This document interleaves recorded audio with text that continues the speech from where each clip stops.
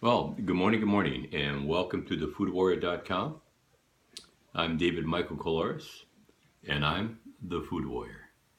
Well, uh, today I want to talk about the fear that we have within. And generally, we don't even realize that. Because when people think of fear, they think of fight or flight. Excuse me. But many times the fear in itself, the sense of fear, is hidden, and we don't realize that that's what's happening with ourselves. It's just like stressing, being stressed out. Like I was, wasn't even aware that I was stressed out, but it came out in anger at times. So, and it's the same thing with fear. Sometimes our response is through anger or silence, and because one doesn't know how to respond to the action or to the question or whatnot. So, with keeping that in mind, we do think to sabotage ourselves from moving forward, from reaching our goals, our dreams, being happy.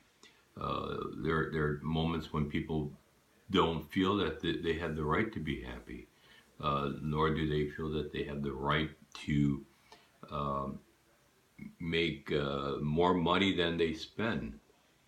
And it all comes from part of our youth and what was told to us and what we agreed to and what we agreed not to, as far as that's concerned. Many times our parents, they will tell us things in hopes of protecting ourselves. And the problem is that they're not really protecting you. They're really in the back of their minds, they're really attempting to protect themselves. They don't want to see you hurt because they don't want to feel the pain. So, in many ways, it's a very selfish means of parenting. And not to say that you don't have good parents, but there's two sides to everything that the decisions that you make. And one is the I'm doing this to help you. Well, maybe you are, maybe you aren't. But 9 times out of 10, it's really more because they don't want to feel the pain for your failure. Because you have to remember you're part of them. It's you. They created you, and they don't want you to fail because then it would be like they failed. And so it's a 22, a catch 22 situation. So that's why we have to start to begin to think more independently. Even though you might think that you are independent and you think for yourself, actually over 90% of the decisions you make are things that were taught to you by someone else. They're not even yours. They don't belong to you because you live in this box that everyone has created for you, and you said, "Okay, I'll do that. I won't be accountable. I won't be responsible for anything I do because you're the leader, so I'm just following you, and that's why I voted for you for one thing." So, so you have to really start thinking and finding out who you really are. And the only way you're going to do that is by simply following four simple rules. Well, not really simple. Well, they're simple, but they're hard to do. So number one is to be impeccable with your word, and that simply is stop the gossiping towards anyone and towards yourself. Quit telling yourself that you can't do it. Quit telling yourself that you're too short. Quit telling yourself that you're too fat or too skinny or whatnot. That's the worst.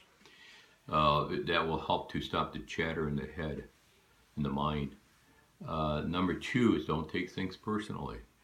Because you have to understand people who say things to you that are hurtful are really, really feeling that about themselves. And they're just trying to to relieve themselves of their pain and throwing it off to you in hopes that it will relieve their pain.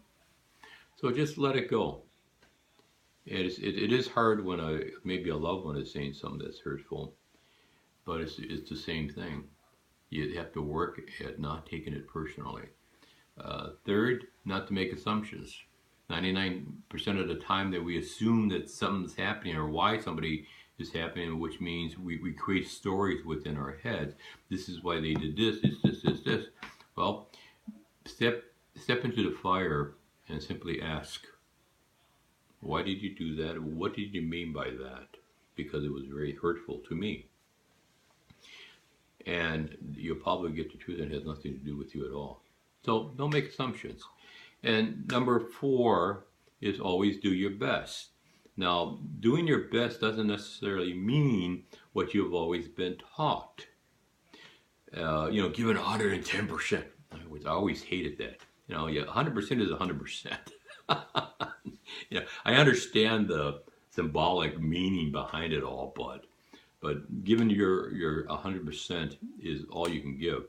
So let's just say you only had 2 hours of sleep because, well, maybe you've been partying or whatever.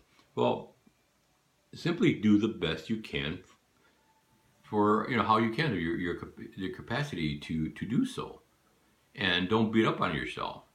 Yes, you shouldn't have stayed out so late, but hopefully you'll learn that lesson. So the next day you have this 8 hours of sleep and you feel rested and everything's great. Well, then you do your best, and then you're definitely going to be doing better than you did the other day when you only had 2 hours of sleep. So just do your best. So all 4, be impeccable with your word. Don't take things personally. Don't make assumptions, and always do your best. And with that, you have an amazing day. God bless you. And remember, honor your mind, body, and soul. Be good to yourself.